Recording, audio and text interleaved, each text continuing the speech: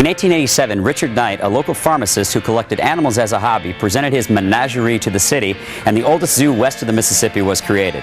Today, the Oregon Zoo draws over 1 million visitors each year and is truly one of the highlights of our city. Welcome to the Oregon Zoo. I'm Tony Vecchio, I'm the zoo director, and today we're going to give John and the PDXposed crew a tour of the zoo.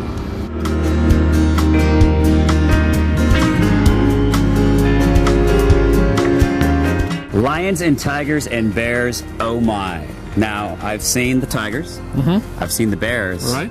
but we don't see any lions yet. You have to look into the future to see the lions. Actually, a lot of the construction noise you hear right now in the zoo is the Predators of the Serengeti exhibit, which is some of the big carnivores from Africa, and some of the little ones too, but certainly the superstar of that exhibit is going to be the lions. Tell us about the green team. I was reading about that on your website. It's very impressive. And we now compost all of the animal waste in the zoo, and you know, with elephants, hippos, and rhinos, we're talking about a lot of waste to be composted, but we have a facility right here on zoo grounds where we compost thousands of pounds of animal waste and a lot of food waste, and the horticulture department saves all their stuff and composts it. So yeah, it's pretty exciting to watch them in action. They're always looking for ways we can do better.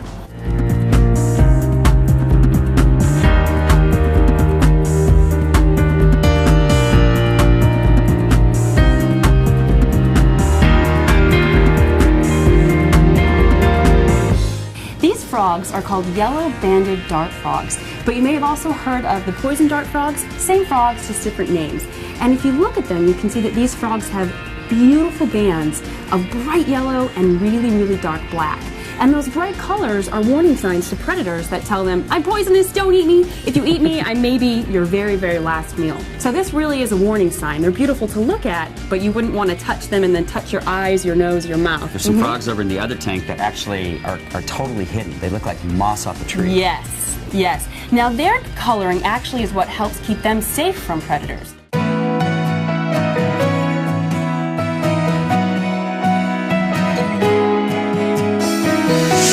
Tony, what a great job. You get to come to the zoo to work every day. Yeah, and they pay me for it too. You just can't beat that. No, you can't. And how did you get your start though? Because you grew up in Pittsburgh, Right. And you had a favorite aunt who kind of got you into all this.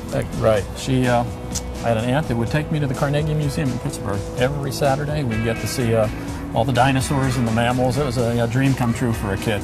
I know that you're not supposed to have your favorites being sort of the big Papa Bear of the zoo here, That's but true. You kind of do have a couple favorites. Well, yeah, don't tell anyone else. Don't tell the other animals. It's our at least. secret. It's just our secret. But the saying warty pigs, that is one cool species of pig. What's so unique about it? They're very active, very interesting looking. They're diurnal, which means they're awake all day long rather than like most animals that curl up and sleep all day. That's nice. So they're very popular, even if conservation isn't the reason you came to the zoo, just to watch them is entertaining.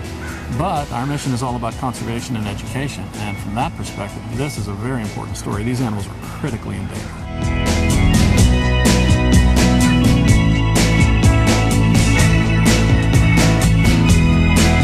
Well, these baby pigs are absolutely adorable, but I've been waiting to meet the baby elephant. There's nothing like a baby elephant. Portland is an elephant town, and even after 27 elephant births here, that 28th is just amazingly popular. People can't get enough of it. Well, I'm the elephant manager here at the zoo, and I'm lucky enough to take care of 7 elephants now here at the zoo. For all of us here, the keepers, it was our first birth. It's a lot of fun. I mean, it's like, you know, for me, having kids, it's like having a little kid. What does he do to play? Because kids love to play. I see him kind of running in between. Right now, you know, he's checking out the browse and stuff. He's trying to figure out how to get that stuff to his mouth. One of the first things that baby elephants have to learn is trunk control, you know. And as you can see, that's kind of like just a loose nerve there that just, you know, flickers around. So, and he's just a bundle of energy. What's the most surprising thing about elephants? I think, you know, is their intelligence. They have the average IQ of about a 4 to 5-year-old child. So it's kind of like working with kindergartners.